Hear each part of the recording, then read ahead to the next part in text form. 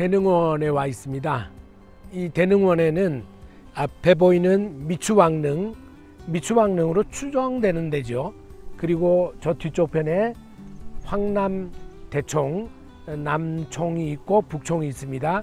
그리고 천마총, 이런 무덤들이 굉장히 유명합니다. 이 미추왕릉은 김씨 일가들이 지금도 여기에 이제 제사를 지냅니다. 뭐 설도 많고 그러겠거니 이런 짐작. 신라의 고분은 안에 들어있는 봉분 속에 비석이라든지 또는 누구 거라는 어떤 정확한 기록이 없기 때문에 단지 추정을 할 뿐인데, 이제 부장품이나 이런 데서 나온 것들을 탄소 측정이나 이런 걸로 해서 연대를 계산하고 그럴 것이다, 이렇게 추정을 합니다. 대능원 안에 있는 무덤 중에서 이제 몇 가지 재미있는 역사가 있습니다. 무령왕릉을 너무 졸속으로 발굴하다 보니까 학계에서 많은 비난을 받았습니다. 그런데 경주에 있는 왕릉도 좀 개발해 보고 싶다라는 생각이 있어서 이제 큰 황남대총을 발굴하려다 보니까 기술이 아직도 부족한 것 같다. 그래서 좀 작은 155호 고분을 먼저 발굴하자 해서 발굴했던 게 천마총입니다. 그랬더니 그 발굴한 데서 엄청나게 많은 부장품이 쏟아져 나오고 학계에 전혀 알려지지 않았던 부장품들이 나오면서 특히 말탈의 천마도가 나오면서 굉장히 큰 관심을 불러일으켰습니다. 그 기술을 바탕으로 나중에 황남대총의 남총과 북총을 다 쌍총이죠. 이거는 그렇게 또 발굴을 하게 됩니다. 그러나 정확하게 천마총이 누구의 것인지 또 황남대총이 누구의 것인지는 잘 알 수 없는 입장입니다. 어쨌거나 이 경주의 대능원, 경주 한복판에 있는 이 대능원에 몇몇 왕족에 해당되는 무덤들이 여기에 존재하고, 이렇게 많은 나무들 사이에서 상쾌한 공간을 제공하고 있다는 것이 후대들에게 크게 위안이 되고 또한 반가움의 근원이 될 것 같습니다. 신라의 역사는 이렇게 많은 무덤과 더불어 지금 잠자고 있는 것 같지만 아직도 우리에게 살아 움직이고 있는 것이 분명합니다. 미추왕릉을 지나서 이제 황남대총 쪽으로 조금씩 움직여 보도록 그렇게 하겠습니다.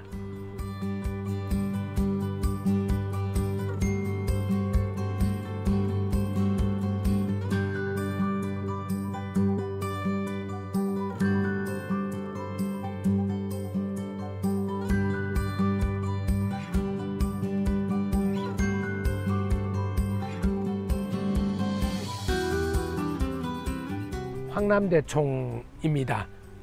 남총, 북총, 그러니까 남분, 북분 이렇게 되어 있는데 이 두 개가 합해져서 쌍분이 된 거죠. 황남대총은 여기서는 98호 고분이라고 그렇게 이름이 붙어 있었습니다.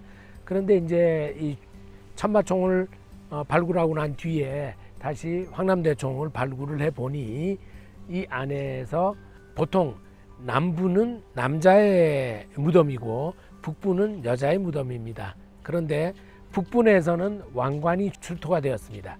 그런데 남분에서는 금관이 출토되지 않았고 금동관이 출토가 되었습니다.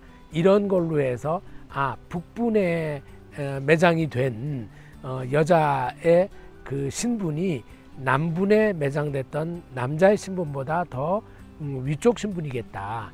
정확하게 누군지는 알 수는 없으나 아마 북분에 매장된 여자는 왕족이겠고 남분에 매장된 남성은 아마도 왕족에게 결혼한 이런 신분 관계가 아니겠는가라고 추정을 하고 있습니다.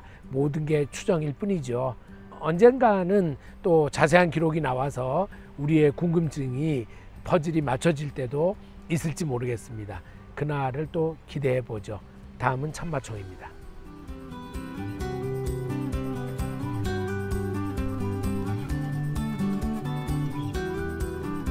예, 천마총입니다. 저쪽에 보이는 황남대총에 비해서 천마총은 규모가 아주 작습니다. 155호 고분이었죠. 그런데 이제 1970년 초반에 백제 무령왕릉을 발굴하고 엄청난 유물을 보고 전 국민이 깜짝 놀랐습니다. 그래서 그 당시 박정희 대통령은 이 황남대총을 발굴하라고 지시를 합니다. 그런데 워낙에 무령왕릉을 발굴할 때 졸속으로 발굴을 했기 때문에 그 학계에서는 비난의 목소리가 굉장히 높았습니다. 그래서 저 높은 황남대총을 발굴하는 것에 대해서 학자들이 엄청나게 부담을 갖게 된 거죠. 그래서 꾀를 낸 것이 그 옆에 있는 작은 총인 참마총을 그 당시에는 155호 고분을 먼저 발굴해야 되겠다라고 생각하고 이 고분을 시험 삼아 발굴하게 됩니다. 그런데 뚜껑을 열어보니 그 안에서는 금관을 비롯해서 천마도 같은 엄청난 상상도 하지 못했던 유물들이 쏟아져 나오게 됩니다. 그래서 155호 고분은 천마총이라고 이름을 붙이고 여기에서 쌓은 발굴의 기법을 이제 황남대총에서 이제 발휘를 하게 되죠. 어쨌거나 천마총은 우리나라의 발굴 역사의 새로운 획기적인 전기가 되었던 그런 발굴 현장입니다. 이제 천마총 안쪽으로 우리는 들어가 보려고 합니다.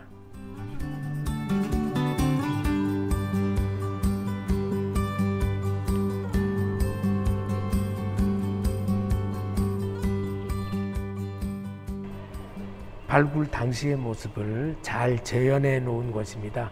그 당시에 저 왕관의 모습이라든지 이런 독특한 모습 때문에 많은 사람들이 굉장히 놀랐고 신라의 이 섬세한 금은 세공 이 기술에 대해서도 깜짝 놀란 바 있습니다.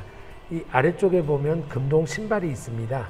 근데 저 금동 신발은 이 부장자, 그러니까 죽은 사람이 평소에 신고 다닌 것이 아니라 죽은 사람에 대한 예우로 평소에 신고 다니는 신발이 아니고 의식에 필요한 신발로 그렇게 인식이 됩니다. 그렇기 때문에 일반 사람들의 발 사이즈보다 훨씬 큽니다.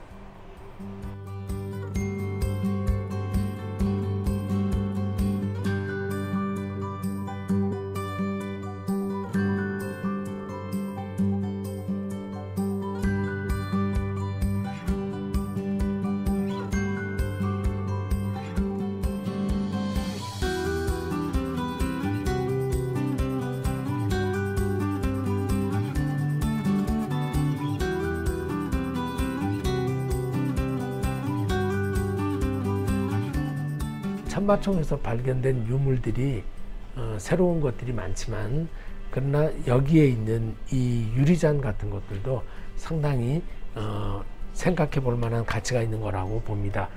그 당시 신라가 이 터키를 비롯해서 서아시아에서 출토되는 유리 제품들을 수입을 할 수 있었다라는 건 그만큼 서방 세계와의 교류가 충분히 이루어졌다는 이야기고 실크로드를 통한 교역이 이루어졌다라는 걸로 생각할 수 있습니다. 이거는 백제나 고구려 이런 데서 찾아볼 수 없는 흔적이기 때문에 신라의 대외 교류에 대해서 잘 알 수 있는 그런 유물로 인정이 됩니다.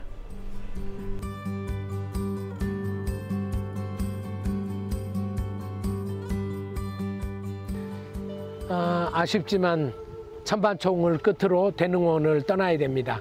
경주에 있는 그 많은 고분들 그 중에서 우리가 안을 들여다볼 수 있는 유일한 천마총, 신라시대 사람들의 그 생활의 단면, 장례 절차, 예식 이런 것들을 엿볼 수 있는 좋은 기회였습니다.